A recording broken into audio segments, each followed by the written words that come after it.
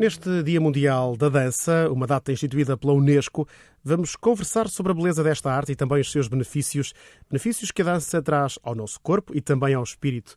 É hoje minha convidada Marta Aguilar, é bailarina e professora de vários estilos de dança, diretora da Academia de Dança de Gaia. Olá Marta, seja bem-vinda, muito obrigado por estar connosco. Antes de mais, se calhar conta-nos um bocadinho, um pouco do seu percurso neste mundo da dança, ou seja, quando é que se apaixonou? Foi tarde? Foi cedo? Foi cedo, desde os 3 anos que comecei a dançar nessa idade e não Mas dançava parei. lá em casa, punha uma musiquinha e dançava? Não, fui para uma escola de balé, portanto os meus pais inscreveram-me no balé com essa idade e desde aí fui saltando de estilo, mas nunca parei de dançar. Portanto, Mas, ou seja, quando foi para esta escola de balé, foi por vontade própria ou foi um bocadinho mais influenciada ou por amigos ou pelos pais? não me recordo, com 3 anos não me recordo, mas por volta dos 5, 6 já dizia sempre que queria ser professora de balé na altura e depois optei por outros estilos, mas portanto é uma paixão que nasceu muito cedo. Acontece muitas vezes, eu não sei se concorda comigo, as pessoas vão para a dança mais por imposição dos pais do que por vontade dos filhos. Isso às vezes faz com que as pessoas depois não gostem da dança, não é? Sim, atualmente isso já não acontece tanto. Os miúdos acabam por ter já mais vontades, digamos assim. São eles que pedem e se gostarem ficam, se não gostarem acabam logo por dizer não gosto disto. Há alguma idade que considera específica e especial, digamos assim, ou apropriada para se começar neste mundo da dança? Depende um bocadinho da modalidade, mas claro que o ideal é quanto mais cedo, melhor. Geralmente é precisamente a partir dos 3, uma introdução, digamos, que à dança. A partir dos 6 realmente é uma boa idade. Após os 8 já começa para alguns estilos a ser tardote. É curioso, não é? Portanto, é. Ou seja, para quem quer fazer da dança a vida profissional. Sim, não quer dizer que não consiga, mas o corpo está numa fase de desenvolvimento muito boa para trabalhar em determinados movimentos que são muito orgânicos para os miúdos e que mais tarde já começam a criar vícios posturais e a não conseguir aprender tão rápido. É o que nós estamos aqui a fazer, que estamos meio curvados no meu caso, aqui em cima da mesa. Mas, por exemplo, uma pessoa que nos esteja a ouvir, que tenha 50, 60, 70, 80 ou até 90 anos, que queira ir para uma escola de dança, pode fazê-lo. Pode. Ou seja, não irei a seguir uma carreira profissional nesta área. Sim, não é? e mesmo assim pode ser um virtuoso, nunca se sabe. Mas à partida são sempre modalidades mais no formato hobby, recreativo e não a vertente profissionalizante. Nós temos muito o hábito ou pelo menos a ideia, que as meninas vão para o balé e os rapazes não vão para a dança, ou quando vão para outros estilos, como o hip-hop. Exatamente. Hoje em dia já não é tanto assim, pois não? Infelizmente ainda é. Ainda é? Já começa a haver mais adesão, mas... Há preconceito em relação aos rapazes muito. ir para o balé. Há muito. Da parte dos pais também, não é? Sim, de parte dos pais, dos próprios miúdos, muitas vezes até querem, mas depois na escola têm vergonha de dizer aos coleguinhas. Tem os próprios grupos, não é? Vão todos para o futebol, para o basquete, enfim. É diferente. Marta, quando nós vemos um bailado, muitas vezes não temos bem a noção da dificuldade e do sacrifício, não é, que isso implica. Sim. Para quem segue esta carreira. São muitas horas de treino e há que enfrentar os limites do corpo, não é? Portanto, fala-nos um bocadinho sobre este trabalho que está por detrás daquilo que nós vemos. Pois, são muitas horas de trabalho, porque às vezes 1 minuto que seja de coreografia não se aprende num minuto. Muitas vezes são horas de aulas para se conseguir trabalhar, ainda sem estar limpinho, tecnicamente e limpo. Portanto, são mesmo muito esforço e a parte criativa também, não é? De construir tudo. Numa vertente profissional, é de manhã à noite, mesmo que o bailado esteja sabido de uma ponta à outra, acordam de manhã, ensaiam, à noite espetáculo, no dia a seguir a mesma coisa, com algumas pausas, obviamente. Numa vertente de aprendizagem, tudo isso tem que ser gerido com mais calma e de acordo com as escolas e toda essa parte também importante para se conseguir gerir os estudos normais, não é? Regulares, com a aprendizagem da dança. Quando nós olhamos para um bailarino, seja ele qual for o estilo, seja rapaz, seja rapariga, percebemos que tem um corpo geralmente bonito, bem trabalhado. Sim. Ou seja, isto é um grande desgaste físico, é como ir ao ginásio ou mais até, não é? Sim, quem corre por gosto não cansa, mas não é verdade. Há muito trabalho duro físico. Ou seja, faz bem ao corpo também, não é? Só faz bem, faz muito bem. Agora, claro que para se conseguirem determinados alongamentos, isso é preciso passar por muita dor e também ter muita força. Por exemplo, levantar uma perna no ar não é só ter a flexibilidade de levantar, é preciso segurá-la. Portanto, os músculos têm que estar suficientemente tonificados e trabalhados, fortes para aguentarem. Isto pode ser também uma boa opção para quem não gosta de ir ao ginásio e fazer exercícios e fazer aulas de pump e crossfit e por aí fora. Uma boa opção é também a dança, não é? Sim. Nós, por exemplo, temos sempre a modalidade de barra no chão, que é precisamente um trabalho de flexibilidade e força para preparar o corpo para a dança, mas as pessoas podem vir fazer a aula com um objetivo mais de fitness, digamos assim. Ou seja, Também para é trabalhar no possível. corpo, não é? Exatamente. Eu vi também no seu percurso que aprendeu um vasto leque de danças, da clássica à contemporânea, da dança jazz, danças africanas, latinas e também orientais. Além da técnica e do lado físico, é também uma forma de absorver estas culturas, ou seja, Sim. algumas delas que são muito antigas. Sim. E para mim, pelo menos, é uma parte apaixonante da dança, é perceber a história da dança e principalmente na parte que envolve, principalmente nas danças orientais, que são mesmo muito, muito antigas, todo o desenvolvimento cultural, mas também na história do próprio ser humano e que faz parte de estudar a dança, também estudar essa parte torna-se muito, muito mais interessante e percebemos o porquê de todos os movimentos que até vieram depois a ser utilizados noutras danças. E quando percebemos a lógica das coisas, faz todo um outro sentido para nós.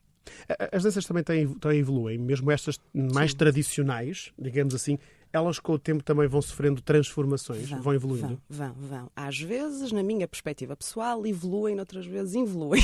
Mas claro que sim, as coisas avançam, tem que ser, tudo é adaptado à atualidade. Pode-se falar com história e com presença histórica, mas para os alunos gostarem, para o próprio público perceber, muitas vezes temos que fazer as coisas adaptar, dentro da atualidade, ou pelo menos com uma nova abordagem. Muitas vezes respeitando a cultura. Claro, ou seja, há mínimos que têm que ser respeitados, não é? Pelo menos eu na acho dança. fundamental que se respeite. Há um lado obrigatório que tem que se cumprir, o outro lado é criativo que se pode...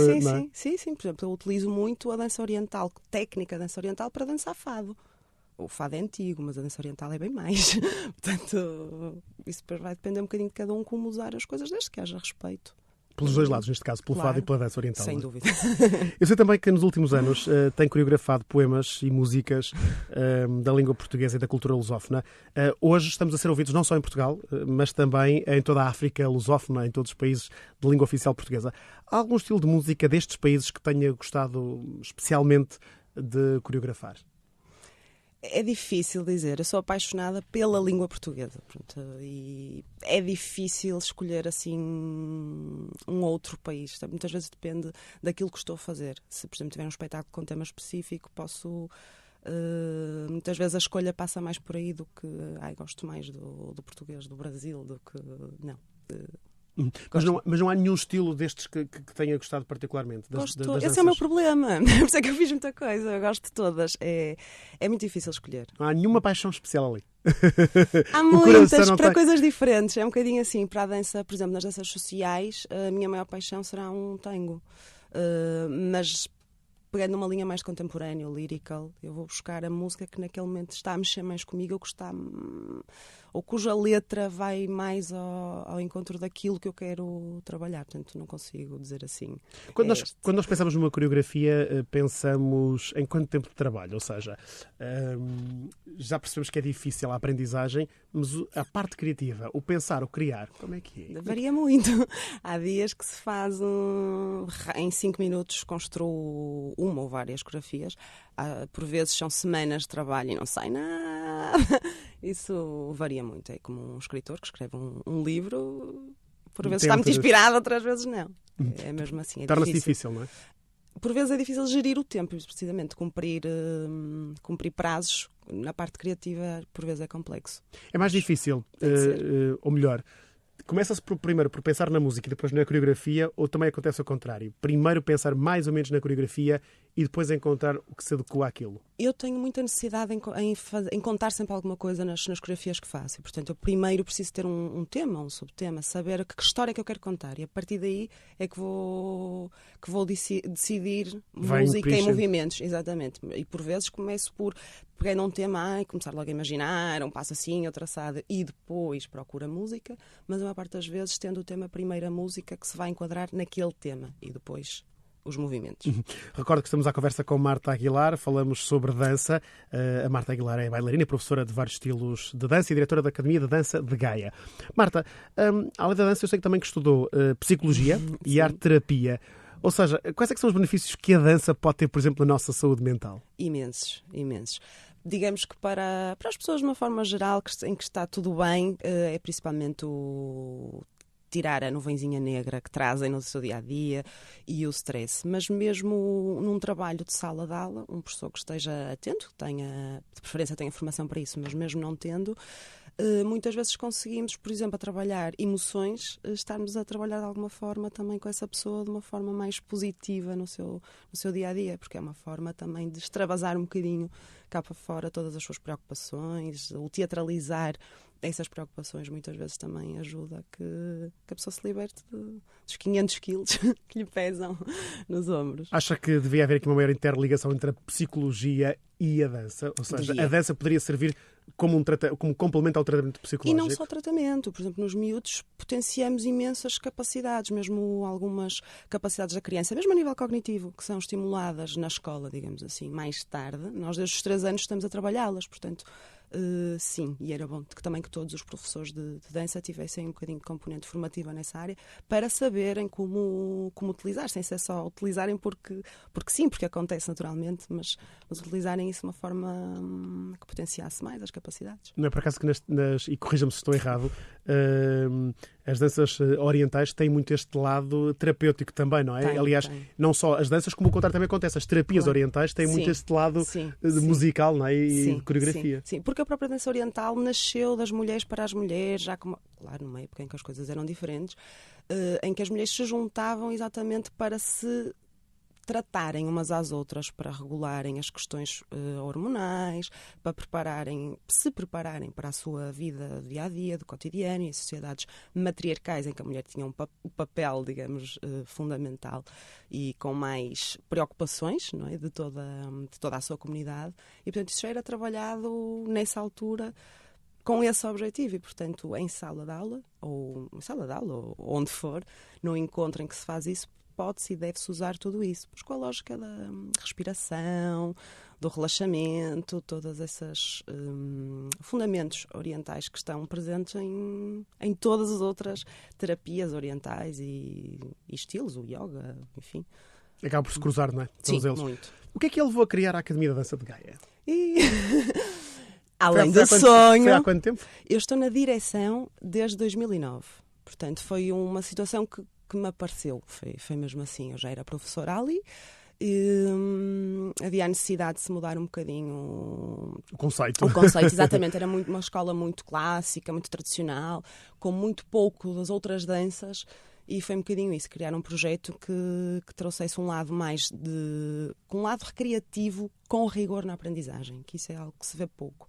Se é balé a sério, é tudo muito a sério. Depois os miúdos às vezes não conseguem acompanhar, porque têm outros objetivos para a sua vida e não conseguem. E os outros tipos de modalidades muitas vezes estavam inseridas em escolas que funcionavam mais no modo de ginásio. Hoje vou fazer esta aula e vou me divertir. Nós queremos que as pessoas se divirtam, mas que aprendam com qualidade, com rigor e com respeito pelo corpo, porque estamos a lidar com o corpo de alguém que pode ser sempre isso é que é mais importante, se calhar, não é? Portanto, sim, é pelas lesões, não é? É muito fácil criar uma lesão a brincar. Com movimentos simples é muito fácil. E outro tipo de problemas, às vezes as pessoas com um problema cardíaco, tudo isso. E foi a partir daí que tentei fazer um projeto que englobasse mais estilos e que fosse mais acessível, digamos que a todos, e a diferentes faixas etárias e a diferentes objetivos. Tem valido a pena? Tem. A sua academia tem aulas de vários estilos, como já referiu, sim. de balé, a dança do ventre, por exemplo, que era uma dança muito marginal, não é? Mal vista e que agora, corrija-me também... Erradamente, porque infelizmente vende-se muito a dança do ventre. Uma coisa erótica, oriental, não é? Exatamente. Mas não é. E não é. Então falamos um bocadinho já agora sobre a dança do ventre. Ela não deveria ser.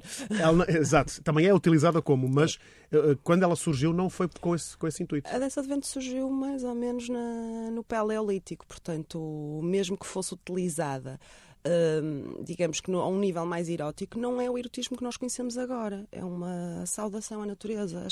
Estamos na primavera, as árvores dão frutos, dão flores, e é isso que é celebrado na dança do ventre. O ventre feminino, portanto, e o útero, são o fundamental para continuarmos a ter vida. E é nesse sentido. E, portanto, a questão sexual nunca é vista como algo para vender, digamos que em formato cabaré. Até porque já há homens a fazer dança do ventre, até por uma questão de relaxamento, sim, porque sim. tem que se controlar muito a respiração, não é? Sim. Trabalha-se muito com a respiração na dança do ventre. Sim. Em todas as danças trabalha, mas claro. a dança do ventre trabalha, cria movimento a partir da respiração. Mas também tem mais, tem também jazz e pop, enfim, há quase todo, digamos que tem quase todos os estilos de dança. O que é que está mais na moda neste momento? Ou seja, as danças também funcionam muito como a moda, como a roupa. Sim. Há uma altura em que toda a gente quer uma coisa e depois quer outra. Exatamente. Neste momento, o que é que está mais na moda? Eu o que é mais procurado? Que o hip-hop ainda está, porque já teve seus, mas ainda está, pelo menos para os adolescentes. Será aquela modalidade que, à partida, é mais atrativa. Há também uma grande procura do lyrical jazz, ou lyrical contemporâneo. Isso também tem muito a ver com os programas de televisão, não tem? O lyrical tem, porque em Portugal é uma modalidade extremamente recente. Falo mesmo por mim, que sou professora da modalidade, e que não havia grande adesão nesse sentido, e começando a aparecer na televisão, as pessoas começaram a perceber o que era, porque realmente não sabiam o que era e não a procuravam. Como é que nós podemos definir o lyrical? Eu confesso que eu tenho alguma dificuldade. Estou aqui para tirar dúvidas. Claro, já tudo me parece lyrical, ou seja, claro.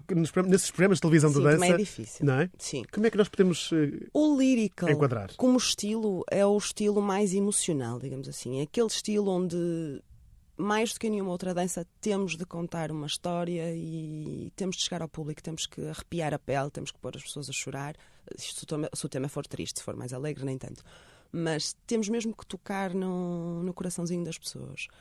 Depois, com o crescimento lírico que está a ser rápido, todos os estilos de dança começaram a absorver um bocadinho o lyrical. Aí já se vê hip-hop lyrical, mas o lyrical surgiu mais na linha da dança jazz e da dança moderna e de contemporâneo. Digamos que é mais teatral de todas? Ou pelo menos para quem está a ver é mais perceptível a mensagem? Depende do conceito teatral. Porque, por exemplo, um jazz mais musical, mais Broadway, também é muito teatral, mas num estilo muito, muito diferente. O lyrical, digamos que é a poesia da dança. É aquele estilo que subtilmente, com uma pequena respiração, com um pequeno movimento, as pessoas ficam presas àquilo que estão a ver e estão a entender. E estão lá connosco. Acha que estes programas de televisão, nós estávamos a falar um bocadinho sobre eles, a propósito desse estilo musical, eles têm sido uma mais-valia para a dança? Ou seja, nota que quando há um programa de televisão que engloba ou que é essencialmente de dança, há mais gente depois a querer procurar ir para as aulas? Na procura, nem tanto. E tem um lado positivo e outro negativo. É positivo mais no conhecimento de alguns estilos que as pessoas não conheciam e, por vezes, principalmente a nível das crianças, por vezes aquilo que aparece na televisão, para eles é mais apelativo. Se calhar não se lembrariam de pedir aos pais se não o vissem. Por outro lado, cria um bocadinho a expectativa de que é tudo muito rápido, tudo muito fácil, que numa semana aprendem coreografias e fazem coisas espetaculares. E na realidade não é assim, são anos e anos de trabalho. E às vezes temos aqui esse pequeno conflito. Portanto, é bom e é mau. Pode-se viver em Portugal da dança? Ou seja, nós vemos que há muito... Voltamos novamente aos programas de televisão. Vemos muita gente com talento, gente que quer fazer disto vida. Mas depois fica-se com a sensação que o mercado é muito reduzido. Ou seja, em Portugal não há mercado para a dança. Ou seja, as pessoas não consomem muito este tipo de espetáculos. Mais do que não haver mercado, eu acho que não há apoio cultural para a dança. Como em muitas outras áreas artísticas, há muito pouco apoio à cultura em Portugal. E há pouca... Quando eu digo apoio, não é só apoio financeiro. Culturalmente as pessoas perderam um bocadinho o hábito, lá está, de ver um espetáculo, mesmo quando são gratuitos, as pessoas não vão, ou vão pouco. Os próprios pessoas na escola não entendem, muitas vezes enchem os miúdos, por exemplo, de trabalhos de casa. Claro que são importantes, claro que são, mas para eles poderem ter atividades extracurriculares, eles têm que ter tempo para as fazer, não podem... Já há estudiosos nessa área que dizem que não se deve ter trabalhos de casa, que os trabalhos de casa que só prejudicam, não é? Eu acho que devem, acho que não tem que ser... O tempo dos miúdos não tem que ser cheio de trabalhos de casa, eles têm que ter tempo para fazer outras coisas. Fala-se na dança como se fala de outra arte qualquer, ou até mesmo os desportos. E é principalmente esse o problema em Portugal. Há muito pouco suporte, porque procura até vai havendo. Muitas vezes as pessoas não têm noção da importância. Se calhar estão mais dispostas a gastar dinheiro para um ginásio, porque vende-se muito a ideia de que para ser saudável tem de se ir ao ginásio, mas não se vende a ideia que se para ser saudável e intelectualmente estimulado se deve ir fazer dança, ou pintura, ou enfim, ou tocar um instrumento. Nós temos boas escolas de dança em Portugal. Temos algumas. Eu faço essa pergunta porque vejo que temos alguns nomes da dança famosos internacionalmente, gente jovem que é conhecida internacionalmente, cá não são, até porque, enfim, tem a ver com o facto de não, claro. Se nós não consumimos dança, também não queremos, não conhecemos nomes, mas estes jovens foram, a sua maioria, estudar para fora de Portugal. Porquê? Porque têm mais oportunidade de saída profissional estudando numa escola internacional, porque há mais escolas, boas escolas lá fora do que cá dentro. Quando se segue a linha de palco, mais que a linha de ensino, sim. Porque há todo um outro apoio, toda uma outra vida e que mercado, não existe não é? Em Portugal. Sim, por exemplo, em Portugal nós não temos uma oportunidade de fazer, por exemplo, que os miúdos estejam connosco, miúdos ou adolescentes, ou pequenos adultos, connosco de manhã à noite. Não é possível, porque mesmo por mais que houvesse vontade, não há a possibilidade de termos uma propina, por exemplo, mensal, sem apoios, que as pessoas consigam pagar. Por exemplo, em Inglaterra, tudo já está construído, as pessoas conseguem isso a um preço muito melhor, com imensos professores fabulosos, com os teatros já a apoiar para a parte de espetáculos. E que esgotam uma labra a bilheteira, não é? Exatamente. Portanto, há todo um suporte que faz com que as coisas aconteçam. E é curioso que dos portugueses famosos, a maioria são rapazes, não é? Portanto, isso vem um bocadinho ao encontro do nosso início da conversa. O preconceito ainda existe, mas tem vindo a terminar, não é? Sim, nesse aspecto as coisas têm melhorado muito. E depois também os homens, mesmo lá fora, são sempre menos. Portanto, um homem que seja bom e que trabalhe, facilmente com uma falta, muito rapidamente consegue arranjar trabalho na área.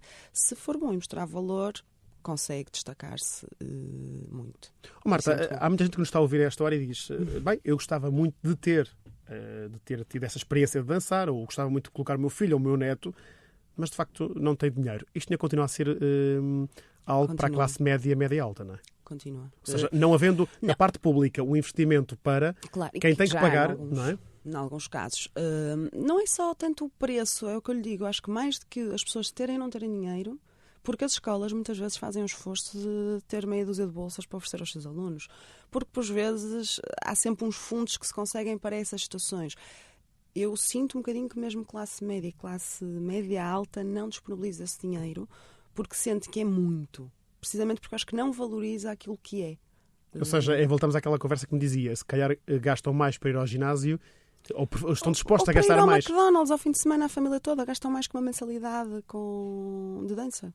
Muitas vezes tem a ver com essa definição dos objetivos das pessoas, dos hábitos que temos em Portugal. Então quem nos está a ouvir, e esta é a última pergunta que lhe vou fazer para poder ir dançar nesta tarde. Há muitas pessoas que nos estão a ouvir que estão assim um bocadinho envergonhadas e que dizem, eu gostava muito de dançar, mas eu acho que não sei, eu gosto de dança, mas acho que não sei dançar. Pode-se ir para uma escola e perder a vergonha e aprender. Ou seja, quem gosta, mas acha que não sabe dançar, deve inscrever-se na mesma? Claro que sim. Por isso é que existem as modalidades de formato hobby. Para a competição, se calhar só vão virtuosos. Agora, nós existimos para ensinar. Se as pessoas já soubessem, as escolas de dança fechavam todas. Portanto, as escolas servem exatamente para quem não sabe e quer aprender. Uns podem ter mais jeito, mais facilidade, outros menos, mas nós estamos lá para isso. Então agora eu digo, imagino que eu gosto de dançar, que até gosto, mas não sei bem qual é que é o estilo. Como é que eu faço? Eu posso cruzá-los todos na escola e perceber qual é aquele que eu gosto mais, ou tenho que ter já definido? Não. As pessoas podem experimentar uma aula de cada. Agora, há modalidades que, por exemplo, sem ofensa, na sua idade, já não poderia frequentar nessa turma, ou porque está programada para outras idades, ou porque o corpo nessa já altura não responde, não é? Exatamente, pode não conseguir. A pessoa nem se sente confortável se chega a uma aula em que, por exemplo, estão todos aos saltos e a fazer espargatas e quem chega agora vai se assustar. Portanto, há vários tipos de aulas, vários tipos de modalidades e geralmente quando as pessoas nos contactam nós perguntamos a idade, tentamos perceber que estilos é que gosta e dentro daquilo que lhe interessa vai experimentar essas e depois decide-se.